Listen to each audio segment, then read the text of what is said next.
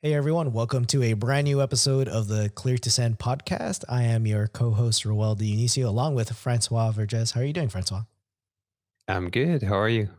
I'm doing very well. We're here today to talk about a CWNA topic for those of you who are going to get started on your CWNA journeys, maybe for the new year. This is what you're acquiring to, your goal is to acquire the CWNA certification, which I think is great. I learned a lot from the CWNA. And so we're going to talk about one specific topic, which is RF behaviors, a pretty fundamental topic for CWNA to understand how RF gets propagated and how different objects and things kind of mess with that signal, right? So we're going to talk about that. And Francois, do you remember when you first got your CWNA? Yes, I do. And actually, that was one part of CWNA was kind of like the introduction to Wi-Fi for me, and I really like that physics aspect to the technology, right? Yeah. I liked how Wi-Fi was a mixture of physics and networking. So the RF behaviors, yeah, it's nice. It's nice to get into the RF and the physics and understand, how that works. And so I guess today we're gonna talk a little bit about that and maybe to inspire you guys to go and learn more about it. Yeah, because I know when I first got into Wi-Fi, when I started looking into this and saw how much physics was actually involved, I remember it made me go back to my high school days where Hmm. I kind of wrote off physics. I was like, I don't want to do this. I'm never going to use this knowledge anywhere. And then here I am today going, man, I wish I really had paid attention in in high school and really learned the math and the physics. So we'll try to Hmm. make it easier on this topic. We're not going to dive into any equations or deep physics, but we do want to talk about the different RF behaviors. And so I'm just going to list them off right now, and then we'll dive Hmm. into them. So you've got propagation, reflection, refraction, diffraction, scattering, absorption, gain, and attenuation. So Francois, why don't you kick it off with the first one, propagation? Yeah, sure. So the when we talk about RF behaviors, usually we're talking about how a specific radio wave is operating, I guess, as it travels through a space. In our case, when we talk about Wi-Fi, we're gonna have the radio waves going through, our buildings. So it's going through the air, and it's going to go through different materials to go from our access points to our clients, or from our clients to our access points. That's pretty much what we're talking about here. And then as the radio waves kind of travel in the space, they're gonna be subjected to different behaviors, right? And that's kind of like what we wanted to approach today. The first one is propagation, and propagation is just the idea of the radio wave traveling through the air and losing some energy as it travels through the air. So as the radio wave leaves its source and travels away from its source, the energy will be going everywhere. So you're going to lose some of the energy as it's going to go cover a larger area. And we just usually when we represent that, we just represent the radio wave was like the amplitude of the radio wave going down a little bit, just realizing that we're losing some of that energy as a signal just travel.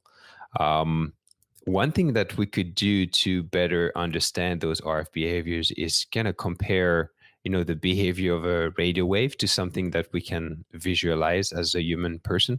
So if you take light is also some electromagnetic energy, just like the energy we use for Wi-Fi, except that it's using frequency that has a wavelengths that we can actually see as a human. They're using what we call the visible spectrum of wavelengths. So, and then we can actually see those different frequencies, and that's what we call light. Um, but it's still the same type of electromagnetic wave, so it's still going to be subject to the same type of behavior. So if we want to understand the propagation thing, you can picture a light bulb, and then you can just picture turning on the light bulb, and then you're going to see the light coming out of this light bulb. The intensity of that light is going to be stronger closer to the light bulb, but the further away you move away from that light bulb, you're going to see that intensity wear off and go down. So it's kind of like the same idea here when we talk about propagation of a radio wave, when the signal will leave the source, the amplitude of that signal will kind of go down. That's a really good way to put it because light is probably the best example to use, right? You can use a light bulb, you have a Hmm. lamp at home, and if you just turn it on, the light 360 degrees just kind of fills the room with light. And that Hmm. is the best way to start is with the propagation and have that in mind as we talk about all the other behaviors. Because the second one is reflection. And reflection might be one of the more easier behaviors to understand because it's light reflecting off of a surface. So, one of the examples I use is if you take a flashlight and maybe you're a kid and you have flashlight, you're in the dark and you turn it on and shine it against a mirror, you notice that the light reflects off of the mirror and into the opposite direction of depending on which angle you're using. So Hmm. as it hits that surface, that reflective surface, and maybe in Wi-Fi that's a metal surface, it just bounces off and into another direction. And so that's something to consider in Wi-Fi environments where you could be working with warehouses is a good example, right? So a lot of Hmm. metal there, and the signal could be bouncing around, Reflected. reflected off of different surfaces, which is why your network device might hear a signal pretty strongly, even though it's coming from an AP that might be much further away because that signal Hmm. is being reflected around the environment. Exactly. So reflection is pretty much when the radio wave cannot go through a specific material due to how it's made, the density of that material. Instead of going through it, it's being reflected, or some of the signal is being reflected. And then, as you can say, like the result of that reflection is like it's going to introduce a change in direction. So the signal might change its direction because it's being reflected, and depending on the angle, it might affect I guess the I don't know how I would say that, but the depending The on the angle receive. that the signal is hitting that surface, and it's going to impact the angle of the output signal that Yes. leaves Yeah. that reflected surface. And so you're going to have different or different directions for that signal as Yeah. it's being reflected. So like Which you said in then, our yeah, tell me. yeah, which then you have like a multipath environment, right? Where Hmm. your device is receiving signal from different locations. So it could, as a signal gets reflected off the walls, it could be receiving the signal at a weaker signal than it may that it could be receiving it at because it is bouncing off another surface. But that's where multipath then comes into play, right? Because you have different paths of signal coming Hmm. off of different reflective surfaces.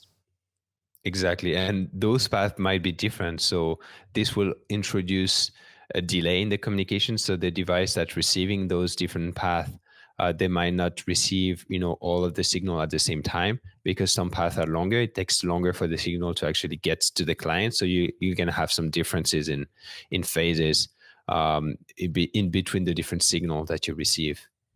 So Yep. in our typical like Wi-Fi environments, usually we get a lot of reflection when you have a lot of dense material. So you talked about metal. Metal is where it's very well known for reflecting Wi-Fi signals. You might have it with concrete as well. So you talked about the warehouses. Maybe the warehouse floor will kind of reflect some of the Wi-Fi signal. Yeah. So you have to think Signal about is those reflected dense. off some. Sometimes you Mm-hmm. get a reflection off a wall, Mm-hmm. maybe some glass as well, Yeah. depending on the type of glass. So this is where you have to understand the building materials, right? And why in a design process you want to do a walkthrough. So, um, and that's true for all of these different behaviors. Is when you do the walkthrough, you want to see, all right, what in this environment is going to cause different kinds of RF behavior, and how can I either mitigate it or work with it. That's something that Mm-hmm. you would need to consider. Yes. All right. So what's the next behavior, Francois? Re- Refraction.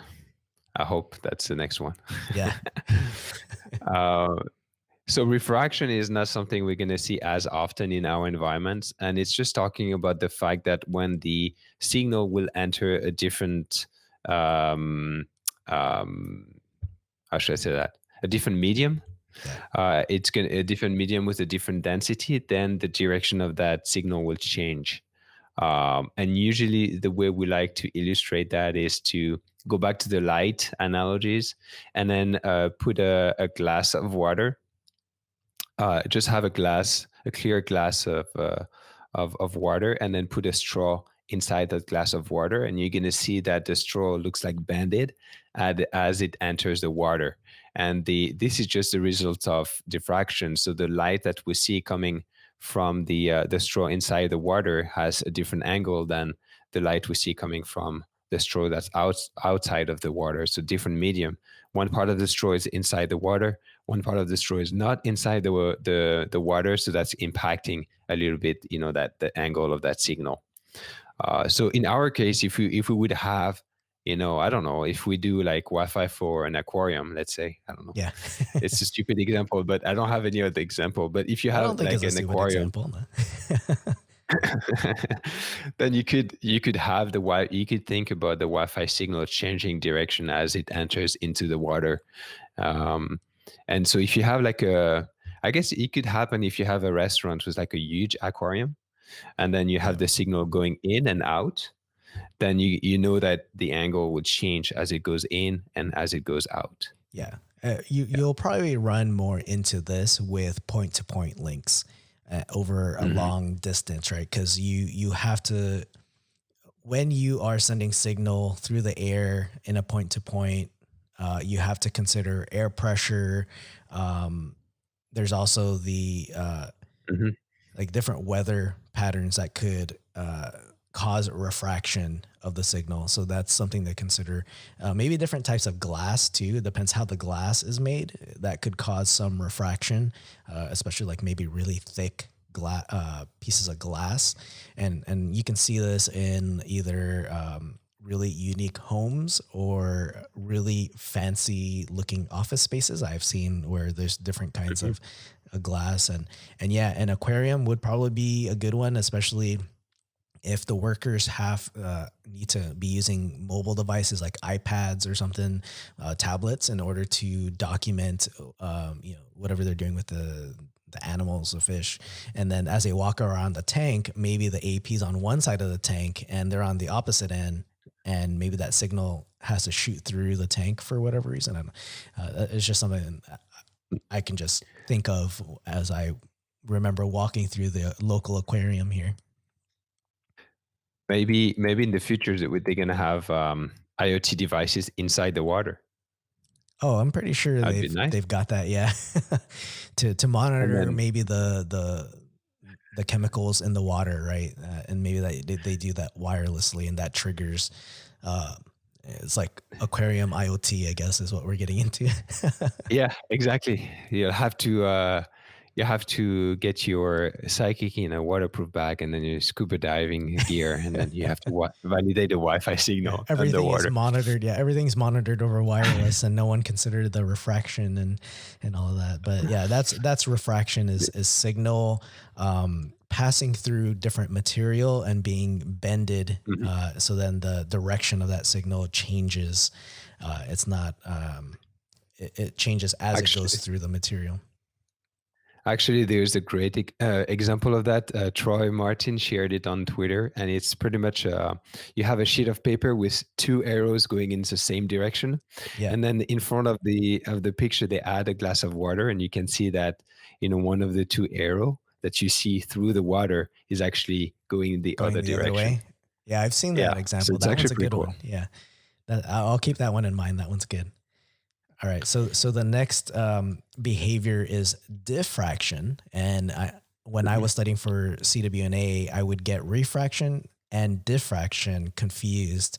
But if you think of a river, this is probably the best example that I've seen. If you think of a river and the water flowing through the river, imagine just putting like a large boulder there, right? The water does not Hmm. go through the boulder; it ends up going around the boulder, and so Hmm. that is diffraction, is signal going not through an object but kind of around it. And Hmm. in a real environment, a lot of the environments I run into in the Bay Area is these offices with high rises. There are pillars, concrete pillars that are in the Hmm. office space. And what I've seen is maybe I'll use the WLAN pi as an example because it kind of looks like a pillar.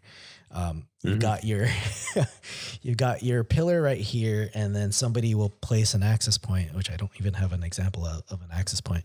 But if you have an access point like on one side of the pillar, this is a lens cap for my camera, and the signal needs to go this way, it doesn't go through. So whoever's on the other side of the pillar kind of has this RF shadow where they Hmm. don't get signal because of that object that's in the way. So the signal is going around the object, and there you've got an issue with coverage. Hmm. Exactly. It's usually a better idea to move the AP away from the pillar a little bit so that diffraction can work a little bit better. Um, Yeah, and I've seen and some the people mount the AP on the pillar. They'll do mount it correctly too with an L bracket, but then it still creates that. I'll see somebody whose desk is right up against the pillar, but on the opposite end, and the poor guy is getting reflected signals from glass or from the walls that are surrounding him. So that's he's in what we call like the RF shadow where there's no RF there, direct RF. yeah, yeah. That's a very good way to explain diffraction. So the diffraction, you could think about it as a wave going around object or through object and then changing, I guess, its shape. So if you have like you talked about, if you have like a big object, it's going to go around it. If you think about the other scenarios where we have like a big obstruction object and then a very small opening, so then you can picture the energy going through that opening and then expanding Yeah, away from that opening. So you can picture a very small if you can picture like a door and a very small opening in the door, like a key opening for the door. And if you have the light from the sun shining into that opening, you're going to see the light inside the house expanding itself to kind of light up yeah, the house from that very small opening. yeah. I guess in a way you can kind of. It reminds me of when I was doing a survey in a warehouse that had refrigerators in the warehouse, right? So the signal Hmm. in the refrigerator kind of is contained in that refrigerator because of the type of walls in that refrigerator. But when somebody opens a door, that signal just kind of shoots out through the door. And so Hmm. people have these roaming issues going in and out of the refrigerator. But if you're doing a survey and all the doors were open, you would probably hear or see the signal from those APs inside of the refrigerators, which is why we tend to keep doors closed when we're doing a survey, or we'll take a survey inside, go on the outside, close the door, take another measurement, and then you can see the signal difference. But uh, your example, Francois, of like that little opening, that's the kind of what I thought of was Hmm. an AP in the fridge. You open the door, that signal just kind of shoots out, and maybe someone passing by joins that Hmm. AP because it was kind of like a directed signal coming out of that door. Yeah. Well, it's actually a very good example of the fact that the RF environment always changes, right? Yeah. We tend to think that we do the design, it's set in stone, it's never going to change. But as people go in and out the place, as people open doors, close doors, all of this will pretty much mess with all of these behaviors and then change the RF environment. We don't really Yeah. see it, obviously, but we just have to keep it in mind. Yeah. I remember, I can't remember, I think it was Jerome Henry talking about an issue he had at a restaurant where every time they would open the door going to the kitchen, they would have issues. I don't know if you remember that. Yeah. I But it was remember kind of that like the one. same Yeah. idea. Yeah. I remember Yeah, that was Cisco Live presentation, wasn't it? probably. I think I remember him telling that story at Cisco Live. Yeah, so that reminded me of that. Yeah, which is true. The RF environment will evolve as you change the your structural environment as you open doors. Even if you have like 100 people coming inside the room, that also changes the RF environment. So Yeah. you have to keep that in mind, I guess. Which will come into play with one of the other Hmm. RF behaviors. So what's the next one, Francois? You tell me. Right. Scattering? Yeah, Scattering. scattering. Yeah. So scattering is a little different, I guess. Um, so that's when the the diffusion of the signal is scattered in different directions because it's going through an uneven object, I guess. So the way you could visualize it is, lights, the sunlight's going through clouds. You might have different clouds with different shapes, different density, and then the lights that comes out of these clouds. Sometimes you see it has, you can see the different beams of lights with the different intensity. So that's kind of like what scattering is, right? So energy going through an uneven surface and then responding differently to that surface depending on how heavy, dense it is, and so on. And as an output, you can have, I guess a different diffusions in different directions. Yeah, I don't know if people remember disco balls. Do Yeah, you know yeah. maybe some of the younger guys don't know what a disco ball is, but because a disco ball kind of has like lots of mini mirrors on it, and it's supposed to Mhm. reflect light, and they're all angled differently. So because it's a sphere, so whenever you shine a light at it, it just kind of shoots light in different directions, and so that's what I think of in terms of scattering, because it's just multiple reflections. Really, is all it is. Is you have a Mhm. signal and it's being scattered throughout, or you have a signal with multiple reflections coming off of a surface.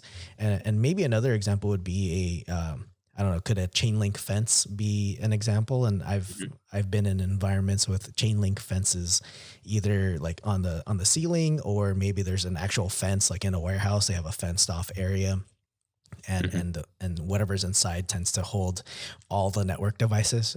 As an example, I don't know if you've been in a warehouse where all the scanners are controlled, and they're typically held in a chain link fence. Like there's a fenced off area and they need Mhm. signal there, right? Because all those devices are going to get all their updates.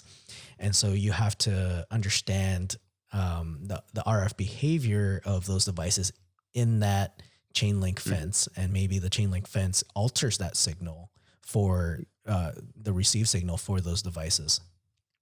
Yeah, it's going to depend on the size of that opening related to the wavelengths of the signal. Yeah. But yeah, in some cases it might impact it.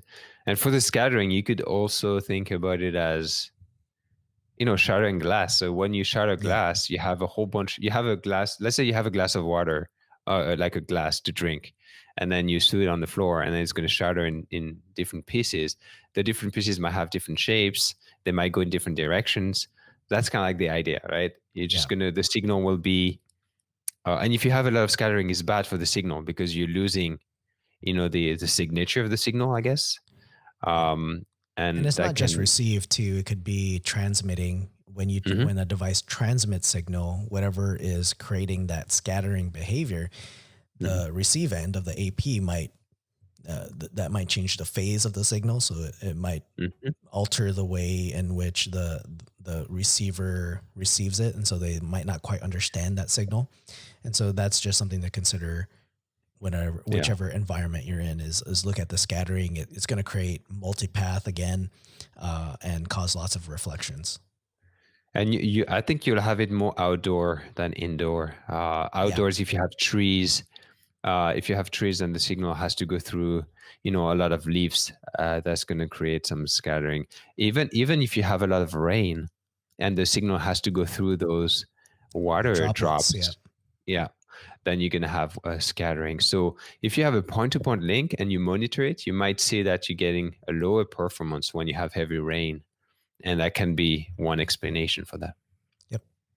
All right. So the next RF behavior is absorption, which is Mhm. something that a lot of us can experience. And you mentioned, Francois, the whenever a lot of people come into an environment, right? So if you got a high Mhm. density environment, like a conference room or a meeting space, and a lot of people walk in, we're pretty much bags of water, right? People are bags of water, and Mhm. so we'll absorb a lot of that signal.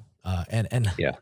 we've talked about Jerome. Jerome has done these tests live at Cisco Live, and I remember sitting there watching him talk. I think he was talking. It was in the same discussion where he was talking about the kitchen thing going through the door, Mhm. and so that was, I guess, talking about diffraction. He was doing another story where somebody was using their mobile phone and they were doing Wi-Fi calling, and so he held the phone to his head, and you could he was showing the signal strength of the device, and you could see that as the phone is facing the AP, it's got good signal, let's say Hmm. -45. But as when you're talking, you're moving, and then he turned his head, the phone went on the other side of his head, and the head caused a 10 dB loss, right? Because the head absorbed signal. The guy was smart. 10 dB. So yeah, that's one way to look at absorption. Our bodies will absorb Hmm. signal. There's a lot of different types of material that will absorb the signal. Yeah, exactly. And I think absorption is linked to attenuation, right? Attenuation is the result of some of the energy being absorbed as the signal goes through an object, right? So we usually see it for like in an indoor environment as the signal go through our walls. On the other end of the wall, we're going to have an attenuated signal, but in physics, you always know that the energy never disappear like this. It goes somewhere. Yeah, So in our case with absorption, some of the energy will get trapped in the wall and yeah, stay in the wall, and some energy will just go past the wall, and that's going to be your yeah. attenuated signal. And Another good yeah. example too is like us podcasting. We try to create Hmm. absorption around us so that way we don't have reflected sound waves coming back and being put Hmm. into the microphone. So Well, recording you do. studios, I don't. I get that. So I'm in my garage. I get a lot of reflected signal here. So I'm getting multipath into the microphone. But recording studios will put a lot of, what do you call them? Like sound panels on the Hmm. wall to absorb sound. So they get really high quality audio recordings and from their microphones. Yeah, and I guess another analogy with the light, going back to the light and that absorption and I guess the losing the energy. If you have the sun shining on your window, and if you have it's like a very sunny day, or if you have a lot of lights, like clear sky, you can actually touch the window and you can feel the heat. So some of that energy that's going to be absorbed by your window will turn into heat. Usually that's what happens. And if you Yeah. have a lot of energy coming in, you can feel the heat.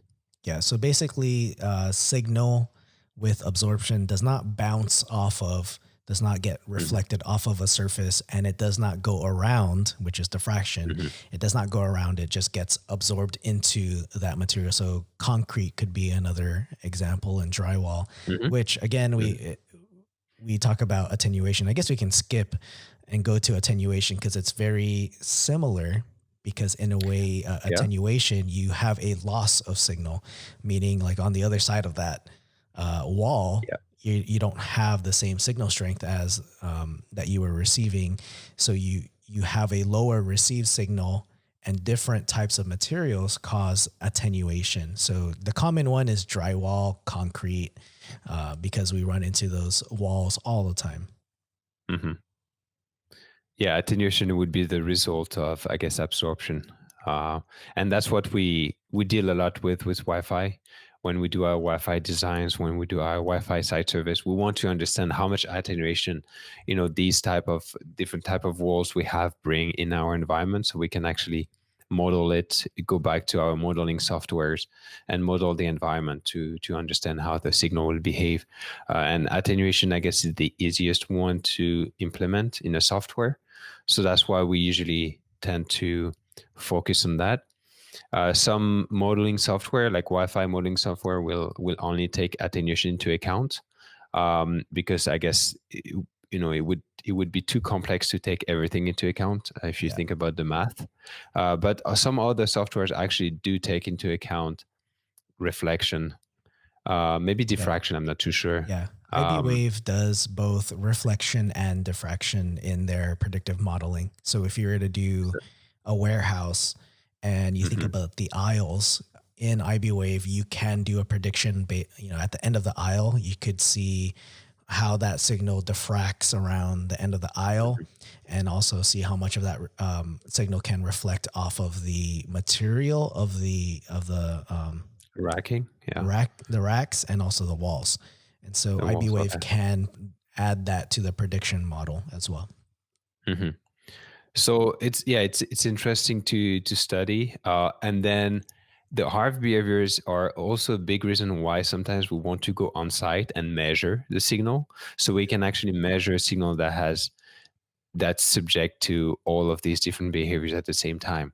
So when you go on site and let's say you go to a warehouse, you install an AP and you do an AP on a stick site survey, then now you're going to measure a signal that might be attenuated, reflected, refracted, all of that at the same time, and then you're going to have a better representation of what the RF environment looks like in those more, I guess, complex environments. Yeah, and going back to the warehouse, it's a good example for attenuation because attenuation can happen over the air. Going back to our Francois, you mentioned the first one, propagation, and as Hmm. the light kind of dims further away you go from the light, the same thing happens with signal over free space path loss. That signal Hmm. will attenuate over a distance. And when you're looking at a warehouse and you see a long aisle, you will see that they implement multiple light fixtures along the way because one light fixture cannot light up the whole aisle, right? Because that light attenuates over distance, and for safety reasons, they want it to be properly lit.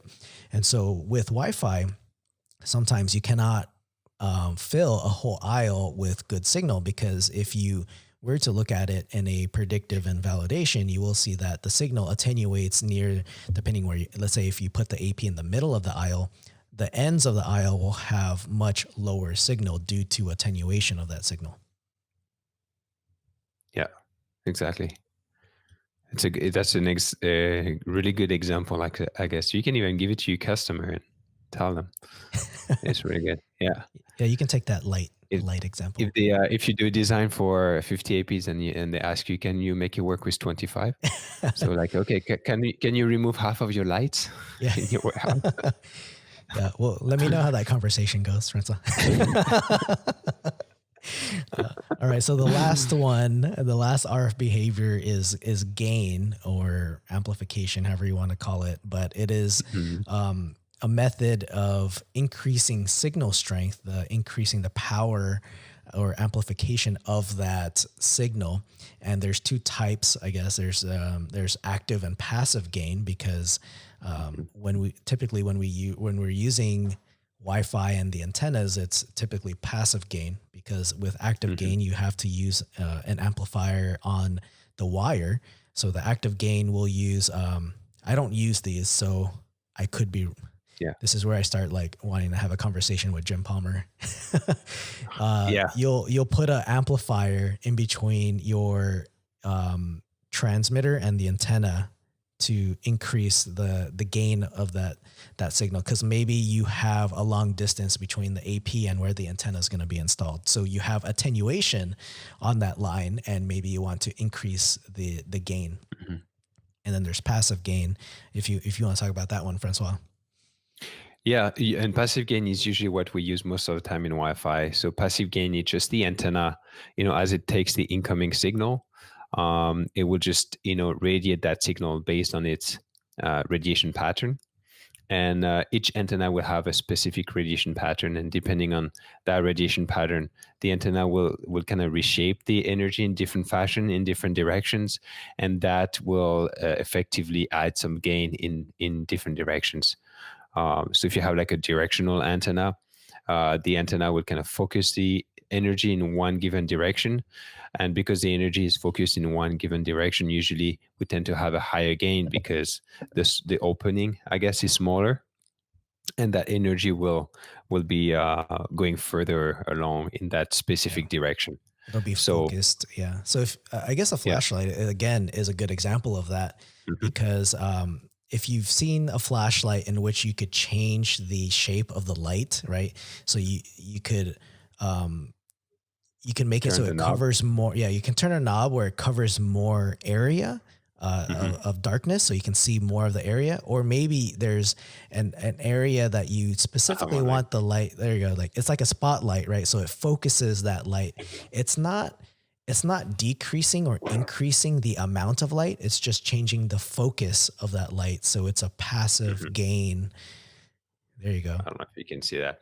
Yeah, Yeah. Let me, it's the same energy that's is coming there you outside of go. my battery, but Yeah. because I'm changing that opening, then you can see that the energy is the shape of that light is changing and the Yeah. intensity. If I make it smaller, the intensity is greater because it's more focused. If I open it wider, you can see the intensity of the light is almost nothing. I have to Yeah. go You'd have to closer to see it see in the something. dark. Yeah.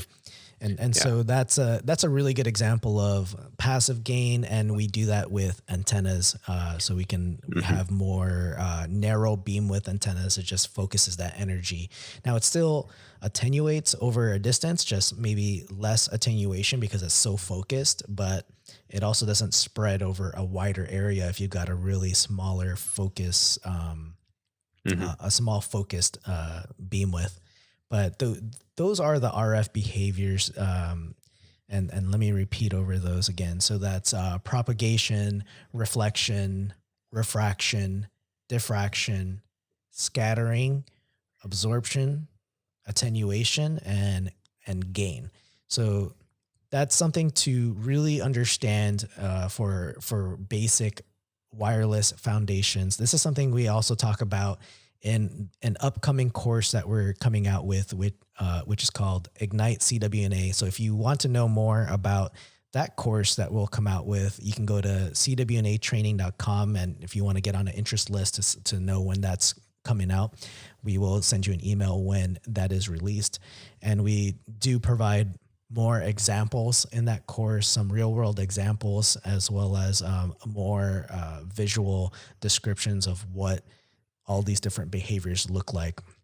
And so we're as we're doing these podcasts, we also try to make a video version of it. So if you heard Francois talking about that passive gain, he shows an example with this flashlight. If you head over to YouTube, you'll be able to see our YouTube channel, Clear to Send. You'll be able to see that example, which is the only example we have on this video, visual example. But hey, we're trying. Yeah. But Or that's if you pretty just want much to it. see Yeah. our faces. Yeah, if you just want to see us talk, yeah, we'll Yeah. provide some, because all of our other episodes, it's just the audio, but we all know YouTube is a visual based Mhm. platform. But uh, describing it over audio helped pretty well too. But if you guys have any other questions, or maybe you want to add your own examples, you can head over to the show notes or in the comment section, add your example, and maybe if you have like a good capture of how some of this behavior affected the Wi-Fi signal, and how you troubleshot that, that would be interesting to know as well. But we want to thank you guys for listening on this CWNA topic of RF behaviors. And I believe this episode is being published during Christmas week. So I just want to wish everyone a Merry Christmas and a safe holidays. And hopefully everyone is staying safe, and that we move into 2021 with, good Mhm. intentions and better luck. Yes. Yes. Merry Christmas, everyone. Yeah. Merry Christmas. Thank you everyone for listening, and we'll see you in the next episode. Bye guys. Bye bye.